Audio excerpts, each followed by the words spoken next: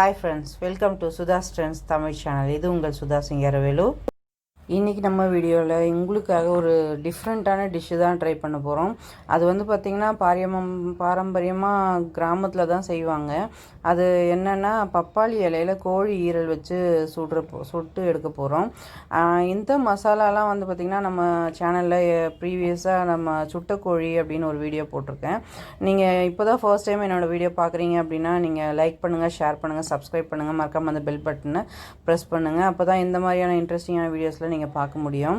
அதில் இருக்கிற மசாலா தான் நான் அப்படியே எடுத்திருக்கேன். ஆக்சுவலாக அந்த சிக்கனுக்கு நம்ம போட்டு மீதி இருந்த மசாலாவில் தான் இந்த ஈரல் நான் ஃப்ரை பண்ண போகிறேன். அந்த மசாலாவே வேஸ்ட் பண்ண வேண்டாம் அப்படின்னு தான் அந்த கொஞ்சம் திங்க் பண்ணி கொஞ்சம் குழந்தைங்களுக்குலாம் கொஞ்சம் சிக்கன் வந்து கொஞ்சம் ஒரு 2 hours 3 hours ஆயிடுச்சு. அந்த டைமில் கொஞ்சம் போர் அடிக்கும், கொஞ்சம் நேரம் வெயிட் பண்ணுறதுக்கு ஒரு எனர்ஜியாக இருக்கட்டுமே தான் இந்த ஈரல் இந்த மாதிரி நான் ட்ரை பண்ணி கொடுத்தேன் குழந்தைங்களுக்கு. ரொம்ப டேஸ்ட்டாக இருந்துச்சு. இப்போ பார்த்திங்கன்னா இந்த ஈரல் நல்லா க்ளீன் பண்ணி எடுத்துட்டேன் நான். அதில் வந்து அந்த சிக்கனுக்கு போட்ட பேலன்ஸ் இருக்கிற மசாலாலேயே நல்லா டிப் பண்ணி நம்ம வந்து ஒரு 10 நிமிஷம் அப்படியே ஊற விட்டுடலாம். ஈரல் வந்து பார்த்திங்கன்னா ஒரு செகண்ட்ஸ்லேயே வெந்துடும். ஸோ நம்ம ரொம்ப அதுக்கு மெனக்கட வேண்டாம். அதில் ரொம்ப கட் பண்ணாமல் முழு ஈரல் அப்படியே எடுத்து ஒரு பப்பாளி இலையை எடுத்து நல்லா, நான் என் வீட்லேயே வளர்க்குறேன் இந்த பப்பாளி இலை, ஒரு 2 இலை எடுத்துன்னு வந்து சின்ன இலைக்காய் எடுத்துன்னு வந்து அந்த மசாலா வந்து ஈரலுக்கு பார்த்திங்கன்னா தண்ணியை கீழே விடாது. அதனால ஒன்றும் பயம் இல்லை, மசாலா கீழே வந்துடுமோன்னு இந்த மாதிரி நல்லா பேக் பண்ணிக்கோங்க. இது 2 இலையாக வச்சு நான் பேக் பண்ணி கட்டிக்கிறேன். இதுக்கு வந்து நம்ம த்ரெட்டோ எந்த கம்பியுமோ கட்ட முடியாது. அதுக்காக இந்த மணி பிளான்ட்டோட வேர் இருந்துச்சு, அந்த விழுது இருந்துச்சு, நான் அதை வச்சு தான் அதை பேக் பண்ணி கட்டிட்டு அப்படியே நான் வந்து அந்த அடுப்புலையே நான் இப்போ க்ரில்லு போட்டிருக்கேன். அந்த சிக்கன் சுட்ட கோழி போட்டிருக்கேன்.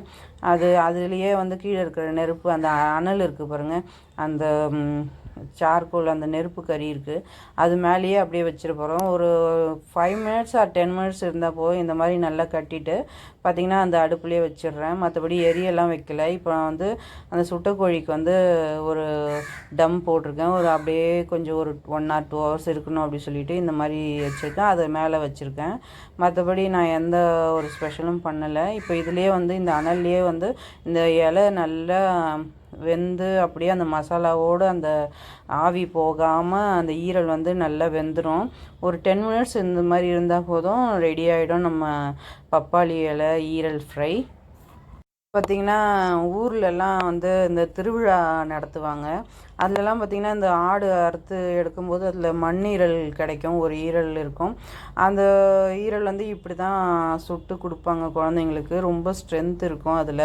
அந்த ரத்தம்லாம் கட் பண்ணக்கூடாது, அந்த ரத்தம் வெளியே போயிடக்கூடாது ஈரல்லேருந்து அப்படி சொல்லிட்டு ஈரலை கட் பண்ணாமல் அதோட ஆவியுமே கூட வெளியே போகாமல் இப்படி தான் பேக்கிங் பண்ணி பச்சை இலையை வச்சு, அங்கே வந்து பார்த்திங்கன்னா தேக்க இலை அப்புறமேட்டு வாழை இலை கிடைக்கும். அந்த மாதிரிலாம் ஒரு ஸ்பெஷலாக செஞ்சு கொடுப்பாங்க இங்கே வந்து.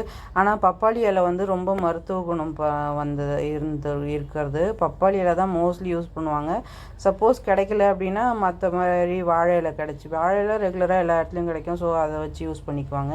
ஆனால் பப்பாளி இலை, தேக்க இலை இதெல்லாம் வந்து ரொம்ப ஸ்பெஷலானது. அதனால நான் இப்போ இதில் ட்ரை பண்ணியிருக்கேன். ஆனால் பார்த்திங்கன்னா நான் இந்த மாதிரியான ஒரு சின்ன சின்ன ஸ்பெஷலாக நான் டிஃப்ரெண்ட்டாக செய்கிறதுக்காகவே வேண்டி சின்ன சின்ன செடி எல்லாமே வச்சுருக்கேன்.